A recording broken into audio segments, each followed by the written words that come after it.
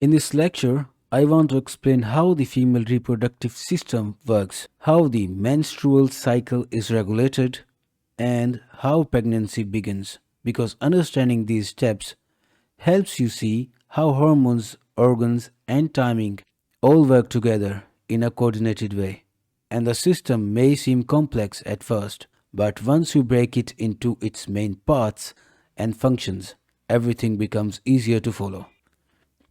The female reproductive system includes the ovaries, fallopian tubes, uterus, cervix, and vagina, and each structure has its own role in reproduction.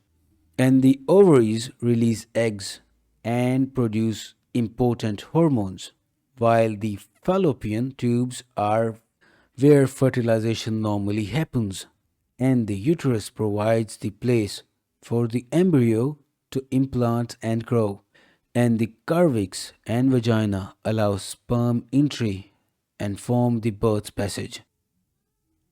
Inside the ovaries, there are many follicles, and each follicle contains an immature egg that develops slowly over time. And in each cycle, a group of follicles begins to grow, but usually only one becomes the dominant follicle that will release the egg during ovulation.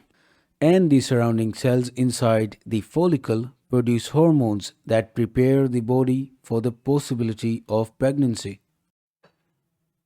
The ovarian cycle is controlled by hormones from the brain and ovaries, and the process works through signals from the hypothalamus, pituitary, and ovaries.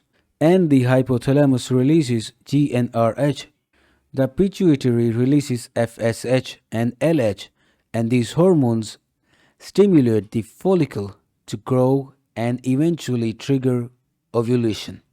And the ovary then produces estrogen and progestogen, which guide the next step of the cycle. The menstrual cycle can be divided into three main parts: the menstrual phase, the proliferative phase, and the secretory phase. And during the menstrual phase, the uterine lining sheds, which is what creates the menstrual flow. And in the proliferative phase, the lining grows thicker under the influence of estrogen. And in the secretory phase, progesterone prepares for lining for the possible embryo. Ovulation usually happens around the middle of the cycle, and it occurs when the surge of LH causes the dominant follicle to release the mature egg. And this egg then enters the fallopian tube, where it may meet sperm if intercourse has happened recently. And the timing of ovulation is important because it determines when fertilization can actually occur. If sperm reaches the fallopian tube at the right time, fertilization can happen when one sperm enters the egg. And after fertilization, the cell begins dividing as it travels towards the uterus. And this early stage is important because the embryo must stay healthy until it reaches the uterine line. And proper timing between ovulation implantation is necessary for a successful pregnancy.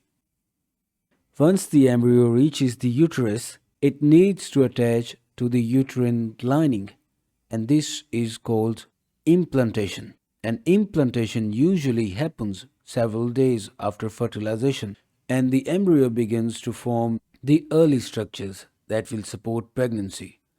And the uterus responds by increasing blood flow and preparing the tissues to support growth.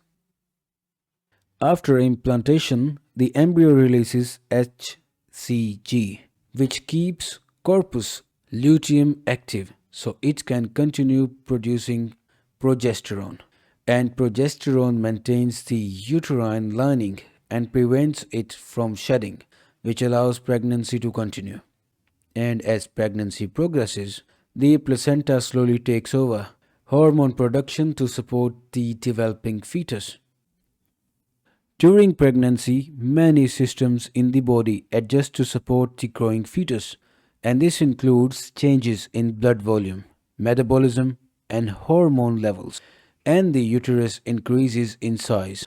The placenta helps exchange nutrients and oxygen, and hormones guide the development of the fetus over the coming months. And understanding these early steps gives a clear picture of how the reproductive system adapts to maintain a healthy pregnancy.